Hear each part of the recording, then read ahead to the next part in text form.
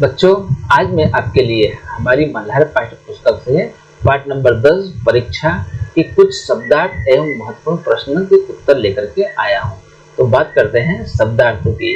शब्दार्थ की बात करें तो नंबर 1 दीवान, जिसका अर्थ होता है राजा का मुख्य सलाहकार अथवा तो मंत्री।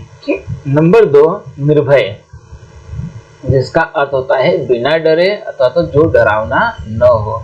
नंबर 3 प्रशासन, जिसका अर्थ होता है संगठन अथवा तो संस्था। नंबर 4 धैर्य, जिसका अर्थ होता है सहनशीलता। नंबर 5 उपेक्षा, जिसका अर्थ होता है अनदेखा करना। नंबर 6 कष्ट, जिसका अर्थ होता है दुख अथवा तो परेशानी। और नंबर 7 प्रामाणिकता, जिसका अर्थ होता है सच्चाई और ईमानदारी। आइए कुछ प्रश्नों की चर्चा करते हैं जो कि परीक्षा से संबंधित बहुत ही महत्वपूर्ण प्रश्न है। प्रश्न नंबर 1, क्या सरदार सुजान सिंह अपने उद्देश्य में सफल हो सके? यदि हाँ तो कैसे? तो देखिए, हाँ, सरदार सुजान सिंह रियासत के लिए उचित दीवान खोजने के अपने उद्देश्य में पूरी तरह से सफल हो सके।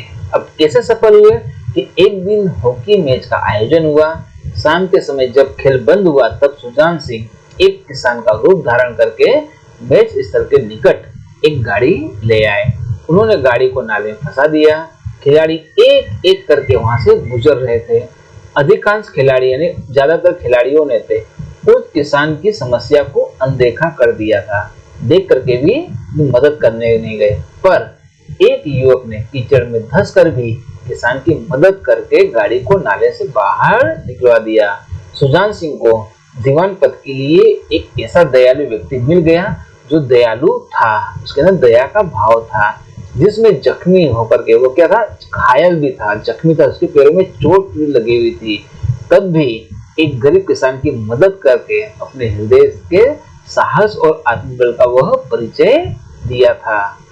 यह युवक था जानकी दास। तो पंडित जानकी दास उसका नाम था। इसे ही रियासत का नया दीवान घोषित किया गया।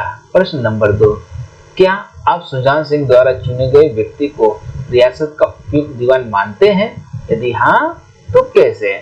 तो हाँ, हम सुजान सिंह द्वारा चुने गए जो व्यक्ति था पंडित जानकी नाथ को रियासत का उपयुक्त दीवान मानते हैं। अब क्यों मानते हैं?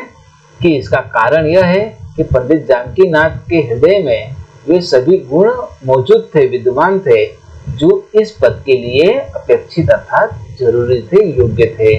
उसमें दया की भावना थी, उनमें गरीबों के प्रति हमदर्दी भी थी और उसके साथ साथ उनमें साहस के साथ आत्मबल भी था। उनमें दिखावे की प्रवृत्ति बिल्कुल नहीं थी। प्रश्न नंबर 3, सुजान सिंह ने जानकी नाथ के समर्थन में क्या बात कही? देखिए, सुजान सिंह ने पंडित जानकी नाथ के समर्थन में यह बात कहा कि आप लोगों को यह स्वीकार करने में कोई आपत्ति न होगी कि जो पुरुष स्वयं जख्मी होकर भी एक गरीब किसान की भरी हुई गाड़ी को दलदल में अथवा दलदल से निकाल कर नाले के ऊपर चढ़ा दे, उसके हृदय में साहस, आत्मबल और उदारता का वास है। ऐसा आदमी गरीबों को कभी न सतावेगा। उसका संकल्प मजबूत है, दृढ़ है, जो उसके चित्त को स्थिर रखेगा। वो चाहे धोखा खा जाए, परंतु दया और धर्म से वो कभी नहीं भटकेगा या हटेगा। प्रश्न नंबर 4, परीक्षा कहानी जहाँ समाप्त होती है उसके आगे की कहानी अपनी कल्पना से बनाइए कि क्या हुआ होगा, पंडित का क्या हुआ होगा और सुजान सिंह का क्या हुआ होगा। तो मेरे हिसाब से उत्तर ऐसा होता है कि इसके बाद क्या होता है, जानकी नाथ को छोड़ सारे परीक्षार्थी अपने अपने क्या हो गए, गांव वापस चले गए। जानकी नाथ भी अपना नियुक्ति पत्र लेकर घर चले गए होंगे। अपने माता पिता को अच्छी खबर दी, सब लोगों के साथ उत्सव मनाया और अपने काम पर वो वापस नियुक्त हो गए। पुराने दीवान साहब ने उसे सारी बातें अच्छी तरह से समझाई होगी, सिखा दी होगी और एक दिन वह सारा कामकाज उसके हाथ में सौंप करके वे भी वहां से चले गए होंगे। इसके बाद जानकी नाथ ने ये जो कारोबार था दीवानगी का, वह कारोबार उन्होंने अच्छी तरह से संभाला होगा। प्रश्न नंबर 5, यदि कहानी में दीवान साहब के स्थान पर आप होते तो योग्य व्यक्ति को कैसे चुनते? तो देखिए, मेरे हिसाब से उत्तर तो इस तरह से बनता है कि यदि मैं दीवान साहब के स्थान पर होता तो मैं योग्य व्यक्ति को उसकी दया, साहस और नीति कुशलता के आधार पर ही चुनता। मैं यह देखता कि वह व्यक्ति संकट के समय किस तरह प्रतिक्रिया करता है और उसके व्यवहार में ईमानदारी और उदारता का कितना महत्व है। प्रश्न नंबर 6, यदि आपको कक्षा में मॉनिटर चुनने के लिए कहा जाए तो आप उसे कैसे चुनेंगे? अब बात आ रही है क्लास मॉनिटर की। तो अगर मुझे कक्षा का क्लास मॉनिटर चुनना हो तो मैं उसे उसकी जो नेतृत्व क्षमता है, लीडरशिप, सहनशीलता है और सहपाठियों के साथ अच्छे व्यवहार के आधार पर ही चुनूंगा। मैं यह नक्की करूंगा, यानी कि सुनिश्चित करूंगा कि मॉनिटर जिम्मेदारी से अपने कार्यों को निभाए और दूसरों के साथ न्यायपूर्ण और सहयोगी बने। गुणों की परख के लिए मैं उसके व्यवहार, कार्यों और सहपाठियों के साथ उसके संबंधों का अवलोकन करूंगा। प्रश्न नंबर 7, स्वयं को अच्छा दिखाने के लिए लोग क्या क्या करते हैं? अपने विचार लिखिए, यानी कि खुद को अच्छा दिखाने के लिए लोग क्या क्या करते हैं।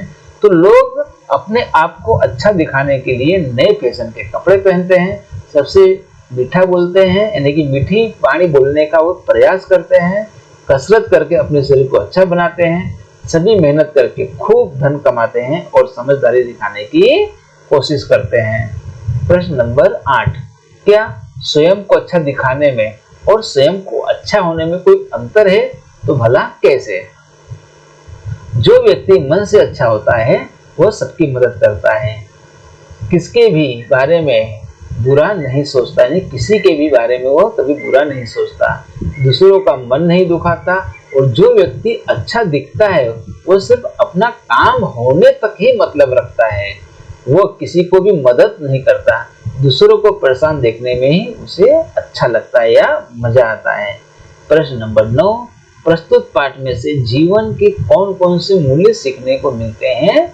अपने विचार सहित उत्तर देना है। अब देखिए, पाठ पढ़ा हमने, कौन कौन से जीवन के मूल्य सीखने को मिलते हैं? तो बात की गई है कर्म का जीवन में विशेष स्थान है। जो इंसान कर्म करते हैं उनका भाग्य अपने आप ही बन जाता है। एक यह मूल्य सीखने को मिलता है, कर्म का महत्व। दूसरा है अच्छा आचरण। तो मनुष्य का अच्छा आचरण ही उसे संसार में कैसा बना देता है? श्रेष्ठ, महान बनाता है। और मनुष्य को सदैव परोपकार के मार्ग पर चलना चाहिए, हमेशा दूसरों की मदद करनी चाहिए। ऐसा व्यक्ति न केवल दूसरों का भला करता है बल्कि अपने गुणों का भी वो विकास करता है और दूसरों की मुसीबत में मदद करना ही वह मानवता का धर्म मानता है। कौन? जो अच्छा व्यक्ति होता है वह। और अंत में बताया गया है कि निस्वार्थ भाव से की गई सेवा का फल आपका भाग्य बदल देता है। तो ये सारे मूल्य हमें सीखने को मिलते हैं और इसके अलावा ईमानदारी के साथ कर्तव्य पथ पर बढ़ने से सफलता मिलती है। जिस तरह से सुजान सिंह ने देखा था इसको, उस पंडित के बारे में। तो इस प्रकार से यह पाठ हमारा पूरा होता है। बहुत ही जल्द एक नई वीडियो के साथ मिलते हैं, तब तक के लिए नमस्कार।